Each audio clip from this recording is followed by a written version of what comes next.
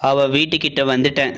ஆனால் ஏன்னு தெரியல, குமார் ப்ரப்போஸ் பண்ணாமல் போனதுக்கான ரீசன் சொன்னது ஞாபகம் வந்துச்சு. அப்போதான் எனக்கும் தெரிஞ்சது, நானும் குள்ளமா குட்டையாக இருக்கேன்னு. இப்போ எனக்கு என்ன பண்ணுறதுன்னு தெரியல. பர்த்டே ஃபங்க்ஷனை அட்டன் பண்ணாமல் போனால் திரும்பவும் என்னால் அவகிட்ட பேச முடியாது. அவளும் என்கிட்ட பேசுவாளான்னு தெரியாது. யோசித்தேன் யோசித்தேன் யோசித்தேன் முடிவு பண்ணேன் ஃபங்க்ஷன் அட்டன் பண்ணலாம்னு.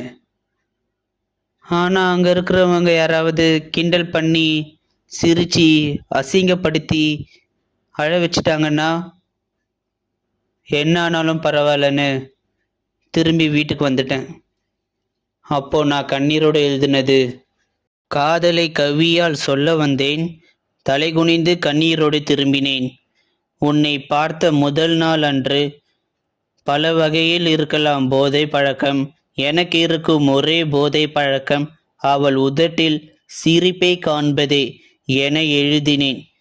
உன்னை பார்க்க வந்து பார்க்காமல் திரும்பிய இன்று இருட்டு குகையில் நிலவின்றி நட்சத்திரமின்றி கொட்டும் மழை சுடும் தீப்பொறியானது, வீசும் குளிர்காற்று அனல் காற்றானது, தாழ்வு மனப்பான்மை என் நிழலானது, குறைவான என் உயரம் நிரந்தரமானது.